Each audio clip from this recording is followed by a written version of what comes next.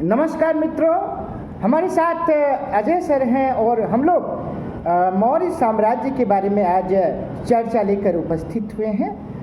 बहुत ही उत्सुकता के साथ विवरण लेकर उपस्थित हुए हैं।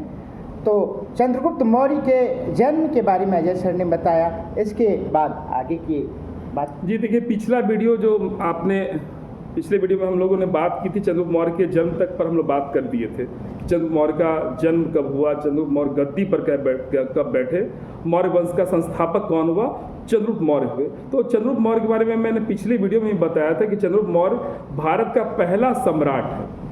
भारत का अगर कभी भी क्वेश्चन अगर पूछा जाए आपसे कि भारत का पहला सम्राट किसे माना जाएगा, तो आप आराम से चंद्रगुप्त मौर्य बोल सकते हैं। सम्राट का मतलब यह हुआ कि उसका जो साम्राज्य था, हाँ, उसकी जो परिधि जो होगी, उसकी जो साम्राज्य का जो होगा वो बहुत बड़े एरिया में होगा। असम से लेके आप देखिएगा तो तुलना तो ऐसा किया गया है कि चंद्रगुप्त मौर्य का जो साम्राज्य था वो आपका अलेक्जेंड्रिया के साम्राज्य से काफी बड़ा था। उधर आपका यूनान के साम्राज्य से बहुत बड़ा था। हाँ। मिस्र के साम्राज्य से बहुत बड़ा हुआ करता था। हाँ। तो आप सोच सकते हैं कि उस वक्त जो मिस्र का साम्राज्य था या ऐसा कहा जाता है कि ये जो है 33.8 वर्ग किलोमीटर ना कि कहना मुश्किल है, लेकिन इतना तो आप कह ही सकते हैं कि ये साम्राज्य विदेशियों के साम्राज्य से काफी बड़ा था। हाँ, एथेंस से 11 गुना बड़ा था। बिल्कुल बिल्कुल। और इसका बड़ा था और काफी बड़ा था। इसलिए मैं कह रहा हूँ कि यह एक महान सम्राट है। भारत के सबसे महान सम्राट में, प्राचीन भारत के सबसे महान सम्राट में अगर किसी एक का नाम पहली बार बोलना पड़ेगा तो उसका नाम चंद्रगुप्त मौर्य होगा। अच्छा, सैन्य शक्ति में भी विशाल था। बिल्कुल बिल्कुल, सैन्य शक्ति चंद्रगुप्त मौर्य, मैं ऐसे ही थोड़ी कह रहा हूँ आपको हवा में कि चंद्रगुप्त मौर्य आपके एक सम्राट थे। चंद्रगुप्त मौर्य के पास 6 लाख पैदल सैनिक थे। 6 लाख? 6 लाख पैदल सैनिक। आप सोचिए 6 लाख तो जनसंख्या कितनी होगी। घुड़सवार कितने थे? घुड़सवार भी मेरे ख्याल से 6,000 के आसपास घुड़सवार थे। 8,000 30,000 घुड़सवार 30,000, 8,000 हाथी थे। 9,000 हाथी की संख्या के आसपास में थी। तो सोचिए इनका सेना कितना सुसज्जित रहा होगा, जिसके पास 6 लाख की पैदल फौज हो, जिसके पास 30,000 घुड़सवार हो, जिसके पास 9,000 गजारोहण की संख्या हो। गजारोहण यानी कि हाथियों की एकदम सुव्यवस्थित सेना हो, तो उससे कोई भी दूसरी ताकत उससे जो है जल्दी उसे वो युद्ध वगैरह नहीं किया करती। इनके महल के बारे में भी कुछ बताएं। महल के लिए तो आप बिल्कुल पटना सिटी कभी जाएं। आपको पता होगा कि मौर्यों की राजधानी, प्राचीन राजधानी पाटलिपुत्र हुआ करती थी। और पाटलिपुत्र इक्वल टू आज की डेट में अगर आपको कभी पटना सिटी जाना हो, पटना जंक्शन से पहले पटना सिटी एक स्टेशन आता है, पटना सिटी के आसपास कुम्भरार का एक इलाका आपको मिलेगा है। कुम्भरार में आपको मौर्यों के राजप्रसाद के कुछ खंडहर मिल जाएंगे आज की भी डेट में। ध्वंसावशेष, वो ध्वंसावशेष है आपका, जिसमें कि आपको बहुत बड़े बड़े खंबे का जो अवशेष है, जो मौर्यों का राजप्रसाद हुआ करता, तो वो बड़ा ही भव्य आपको लगेगा। आप उस चीज को देखने के बाद मैं आपको ये दृश्य देखने के लिए जाना पड़ेगा आपको, तभी मैं कुछ बता। ऐसा कहा जाता है कि वह जो राजप्रसाद है वह चारों ही ओर लकड़ियों के विशाल दीवार से घिरा हुआ था। लकड़ियों का, और उसमें छेद होते थे। हाँ, वो तो तीर धनुष चलाने के लिए वो और उसके आगे लगभग 400 फीट 600 गहरी खाई खुदी रहती। वो जानबूझ के कि बाहरी सेना का आक्रमण जब हो तो वो मेन राजप्रसाद जो है वो प्रवेश ना कर पाए। हाँ। और जो होल हुआ करता था, उस होल से तीरंदाज आपके तीर वगैरह चला करके उस दुश्मन का सफाया करते थे। अच्छा। तो ये तो कूटनीति का हिस्सा है।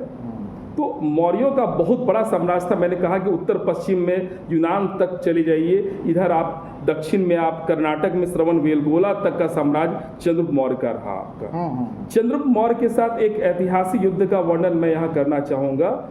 305 BC का पीरियड है। 305 BC के आसपास में सेल्यूकस निकेटर के साथ इनका युद्ध हुआ है। हुआ सेल्यूकस निकेटर, तो समझ लीजिए, थोड़ा सा मैं बैक हिस्ट्री में जाऊंगा आपको पता होगा कि भारत में सिकंदर का आक्रमण हुआ है 326 BC में। और सिकंदर भारत में 326 BC में आक्रमण किया है। और इस आक्रमण के बाद फिर वह वापस अपने ही इलाका यूनान की तरफ वापस लौटना चाहे। लौटने के पीछे बहुत बड़ा रीजन है कि सिकंदर की सेना को पता था कि गंगा के तट पर नंदों की एक विशाल सेना है, जहां पर हम उनका मुकाबला नहीं कर सकते। इसलिए सिकंदर की सेना टूट चुकी थी और वो वापसी कर गई।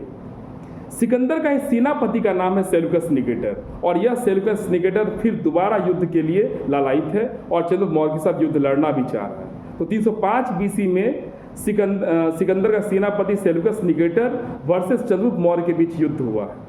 जिस युद्ध में चंद्रगुप्त मौर्य की जीत हुई, और जीत होने के बाद देखिए चंद्रगुप्त मौर्य को कितना प्रदेश मिला, जो कि यवन प्रदेश था, वो जो सिकंदर का प्रदेश था। एक का नाम था एरिया, अराकोसिया, जेड्रोसिया और पेरिपेमिसदाई। अच्छा, आज की डेट में समझ लीजिए, area equal to Kabul, Arachosia equal to Kandahar, Gedrosia equal to Makran और पेरिपेमिसदाई इक्वल टू हेरात। ये चार प्रदेश हैं, काबुल, कंधार, मकरान, हेरात। ये चारों प्रदेश किनको मिला? सेल्यूकस निकेटर से चंद्रगुप्त मौर्य को मिला, और चंद्रगुप्त मौर्य का ये साम्राज्य का हिस्सा हो गया। ये चार बदले में चंद्रगुप्त मौर्य द्वारा 500 हाथी, वो एक नीडी था, उसको देखिए हाथी का प्रयोग क्यों किया था, बात को समझ लीजिए। उस वक्त आपके यहाँ कोई वायुसेना वगैरह हुआ नहीं करती थी, तो हाथियों का यूज इसलिए होता था बड़े बड़े युद्धों में कि हाथी को देकर घोड़े बिदकते थे। इस कारण से सेल्यूकस निकेटर को इस बात का पता था कि अगर मैं यूनान में किसी युद्ध को जीतना है मुझे, तो मुझे हाथियों की आवश्यकता पड़ेगी। इस कारण से वो चंद्रगुप्त मौर्य से हाथियों का डिमांड किया कि वो लगभग 500 हाथी यहाँ से लेके गया है, और फिर वहाँ बहुत सारे युद्ध में वो जीता है उस हाथी के चलते।